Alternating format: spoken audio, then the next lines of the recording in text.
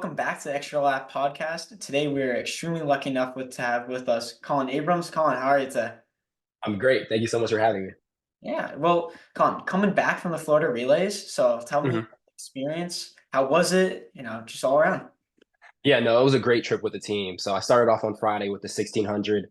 I ran 4:16, so it was a really solid first 1600-meter opener. I think it's always fun to start the season off as an 800-meter runner with a race other from 800. So me and my coach decided to do the 1600. It was a super fun race. It was really tactical. Like we went out super slow, but kind of came back that second 800 and everyone started picking it up. So I think I definitely learned a lot tactically from that race, and it was a super fun race. And Mhm. had a good dinner Friday night with the team, and then came into Saturday, locked and loaded for the 4x4, and we ran 309 for a US #1 time. So that was super fun. Just with my team, and our girls broke the national record. So like it was just a super fun Saturday. Mhm. And we had like a pool party with the team after too, which was fun. So yeah, it was a really fun meet for sure. Yeah, taking in all of the amenities of Florida and big Yeah. 4x4. So it seems like, at least for you and your team, it seems like relays are a huge thing. So Oh yeah. Oh yeah. like you have the SMR record, or if I'm not Uh-huh. wrong. Yep. What's it like being part of stuff like that? Oh, it's super great. So this is my first year at Bullis, and I knew coming in that relays were going to be a big emphasis. Yeah, it's just the culture here. They have a strong history of relays. Actually, the national record in the 4x4 that we broke at New Balance Nationals was held by a previous Bullis team in 2019. So it was just super special to break a record that we actually had already, just with a different four guys. But no, yeah, it's just super cool to be a part of a team where everyone has that same mindset. Everyone wants to come into every race with high ambitions, and we all want to do great every time we toe the line. So it's just we push each other in training, and everyone just has that same mentality, and we just want to do our best every time that we step on the track. So it's been super fun to be on a team that emphasizes the collective, and just everybody is involved. So yeah, it's been great to be on such a team oriented team. Yeah, and this is your first year there. So what attracted you to Bolus? Yeah, so the coach who coaches me now, she actually used to coach at my old school, and she got a position at Bullis. So it kind of just made sense to not change up who I'm being coached by. And obviously they have a strong history of having great track athletes come to the program, and everyone's doing great now. So I just think it made sense to just follow my coach, and just yeah, it's been a great transition academically and athletically. Everything's been great. The student body is great. We have a lot of great resources. We get to go to the most competitive meets of the year. Um, almost every weekend. So it's a great school, and it's been a great transition for sure. Yeah, and going back to the Florida Relays, just hopping right back to that. You did the Yeah. 1600, which, as you said, it's really fun to see. Like mostly a guy like you, sub Hmm. 115 800 do a Yeah. 1600. So Yeah. like, how often do you decide to like rip a 1600, or how do you look Uh-huh. at this training, or yeah. Yeah, yeah, no. So I ran one, no, no, no, I ran a lot. Actually, I think I ran like three 1600s indoor, and I'll probably do a couple more outdoor. And I think I look at them as just like something that helps my 800, kind of similar to how I look at the 400. Like it's a bit shorter than the 800, of course, but I think both the 400 and the 1600 help your 800 a lot. I think to be a good 800 runner, you kind of have to be able to do a good 400 and a good 1600 as well. So I Mhm. think that, yeah, I look at the 1600 kind of. Of course, I want to do really well in the 1600, but I also look at it as something that's going to benefit my 800 in the long term. So, always good to start the season off with a race longer, just see what I can do in a more endurance-based event, and just see where I'm at. And yeah, I think the 1600 is a great race to do as an 800-meter runner, just to see where you're at. Definitely. Yeah, and it's really fun looking at like even just your meet schedule. I mean, you Uh-huh. went to Milrose. So what was your experience at Milrose like?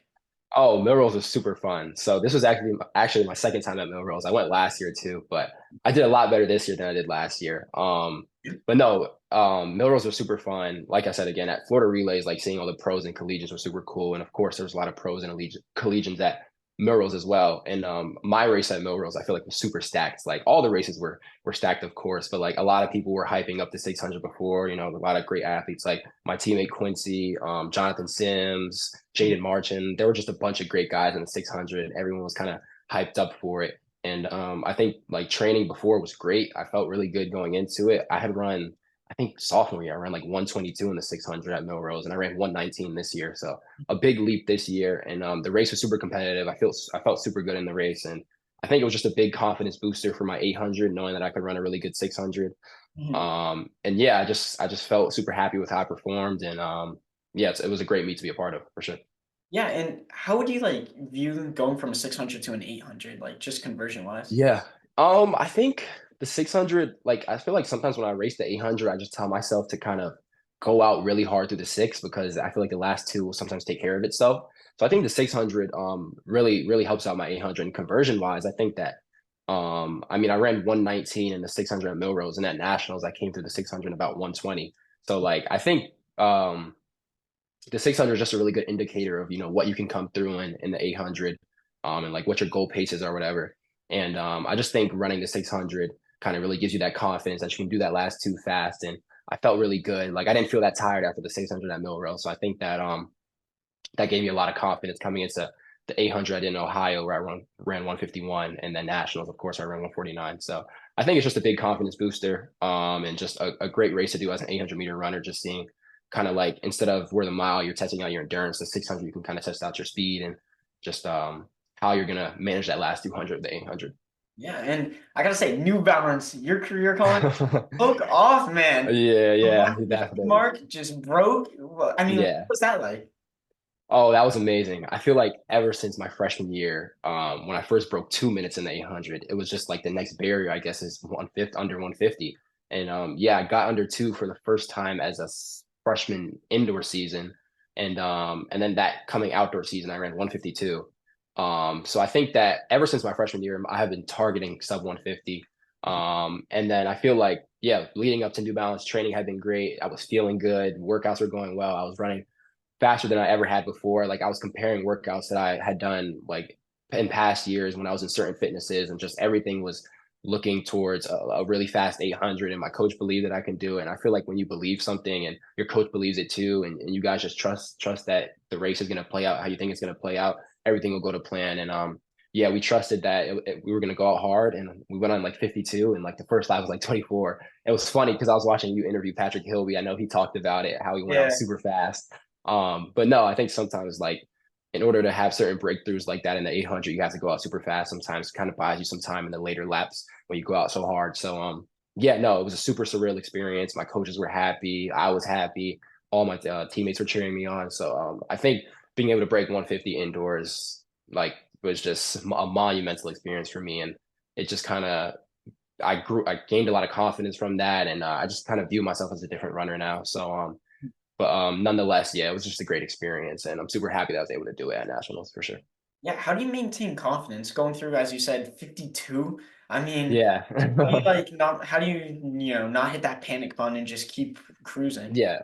No, so my coach told me before the race, he was like, just don't be scared of anything. So I think when we went through the first lap in 24, like I was just like, all right, we've done it. Like let's continue rolling. So I just continued looking at Herbie's back and just try to keep following him. And then like we came through in 52, but I think that's kind of where I saw myself, regardless how the race panned out.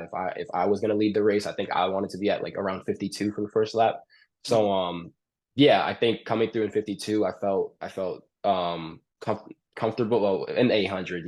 I don't know what the word to describe it is, but Yeah. I felt good coming through in 52, and just kind of kept maintaining through the 600 and just closed as hard as I could. And I saw the clock where it stopped when Hilby crossed at 148. So I just dipped as hard as I could and ran 149.7, which was just truly like something that I dreamed of. So Mhm. yeah. Yeah, and looking towards, big outdoor season, so how does that Mhm. like, what are the goals for that or Yeah. No, the outdoor season, we have a lot of big goals as a team and I do individually. Of course, looking at the 1600 as well. The 400, I want to drop my time as well on the 400. Um, and the 800 wise, just continue getting stronger, focusing on the second lap of my 800, I think is a big area that I can improve on. So working on that second lap and just continue training hard and just focusing on my training and doing other little things, getting enough sleep, eating right, all that, all just trying to control all the variables that I can. And just, yeah, continue having fun with the sport because I think that's the most important thing, just continuing to have fun with my team, just to keep everything fresh and just, yeah, just continue to close out the school year successfully and just have fun. yeah, what does a weekly, like, training look like for you? A weekend training? Yeah. So Monday is typically like either like today it was just like I ran for like 35 minutes. Mondays will either typically be like an easy run or like a maybe like a fart like a progressive run, something like that. Or it'll be like more of like a speed day at the track, so like just like accelerations or starts or something like that. And our two big workouts are normally like Tuesday and Friday. And then like Wednesday, Thursday, just kind of like easy. And then if we don't have a race Saturday might be a workout. If we don't work out Friday, and then Sunday's typically off. So, Yeah. What would you say like the secret sauce workout Bolus has? yep. Oof, I think before 800, I love doing two sets of 400, 200, 200. So like you'll do like a 400 at your goal, 800 pace, take like 45 seconds to a minute rest, so 200 at 800 pace, another minute rest, 200. So like kind of like a broken 800. And then Mm. you take all the rest you need, like full recovery, like 10 minutes or so, and then you do it again. And I think like that workout really prepares you well. Like I did that workout the Monday before nationals, and I feel like that workout is just super key. And before a big 800, you kind of can feel out all the paces. And I feel like if you can leave that workout feeling good, then you're definitely ready to run a fast 800. So I think like any type of broken 800, you could break it up. It's like a 500, a 300, a 600, a 200. But like any type of broken 800 at your goal race pace is super, super key to build that confidence to go into the race ready to roll. Yeah, and Definitely. when you're not running, what are you up to? Okay. What do I like to do? What do I like to do? I like to cook actually. Cook. I'm really yeah. I'm big into cooking. What else I like to do? I'll play video games here with the team. Like we love playing like Fortnite and stuff like that. What else do I like to do? I like playing other sports. Like I'll play basketball at school and stuff like that with my teammates and stuff like that. So yeah, just a wide variety of things. I like cooking, playing other sports, video games, and then like of course, always got to get the schoolwork done and everything like that. So yeah, just like staying occupied and just having fun with the team. Yeah, I mean, question I always got to ask is how does your Fortnite comp like? How do you compare to your competition? Okay, so I feel like I used to be really good. Like back, like I would say maybe like 2, 3 years ago, I was pretty good. Like I would play like arena and I would be like I would be like in what was it? Like maybe like contender league or I don't know what the name was, but like I know it was like champion and like contender league and all that stuff. But like I feel like 2 to 3 years ago I was really good, but like I feel like when COVID hit, I started playing more like sports games like Madden and 2K, and I kind of shifted away from Fortnite. So now I feel like I'm just washed up in Fortnite. Like Yeah. it's bad. Like I can't even like it's like I'll play ranked and all that stuff. It just yeah, it's tough right now. But definitely have to get my Fortnite skills back up. But no, yeah, I think definitely was a bit better back in the day. But yeah, That's all right though. I yeah. mean, I gotta say, when I ask this question, I don't get this too much often. The cook. What's like your signature dish? Ooh, signature dish. I like making like Asian cuisine. So like maybe like a teriyaki chicken or like some type of like stir fry or something like that. I definitely like making like Asian foods. And also like I love Italian food. So I love making different types of pasta like fettuccine Alfredo and bolognese, stuff like that. So Italian and Asian are like the two genres of food that I like cooking the most for sure. Yeah, how do you get into cooking? Ooh, I think I picked up cooking during COVID. So like when we were at home, just kind of not doing much. Just I was what, probably like 14 or something like that. So kind of around that age when you start like making your own meals and prepping your own food and stuff like that. So yeah, just got into started with like easy stuff that my mom would teach me how to do, and then kind of like started looking up recipes on my own. And ever since like I feel like you can kind of just like turn some music on, look at a recipe, and just kind of enjoy cooking. And especially when the meal comes out great, you can cook for your family, and it's just like a life skill that I feel like it's super cool to know. And yeah, it's just been fun ever since I started. Yeah, and I asked obviously put on for the story for some questions, and we've answered all, but a lot of them. But someone asked, how would you like suggest improving in the 800? Yeah, I think to be a really good 800-meter runner, you need a good balance of speed and endurance. I feel like it's super important to kind of find that balance that works for you because no runner's the same. Like some people respond better to lower mileage when they're running the 800, and some people respond to higher mileage. So I think it's all like it's very individualized, and I think it takes some trial and error to kind of find out what kind of balance suits you the best. But I think that kind of focusing on improving your speed, kind of like all out in a sense, like that I feel like that kind of works the central nervous system, which is like biologically something that you need to work often to be like any type of sprinter. And I think kind of looking at the 800 as a sprint is super important because like when you're in races, kind of the 800-meter distance, it's right in between that like mile where you're not, certainly going like all out the whole time, and the 400 was kind of almost like an all out sprint. It's like right in that middle ground. So I think you kind of have to mentally prepare yourself that it's almost like an all out sprint the whole time, and once you come through that bell lap, you're gonna be hurting, but you kind of just have to continue racing it and racing it to kind of get used to that pain and the lactate that produces.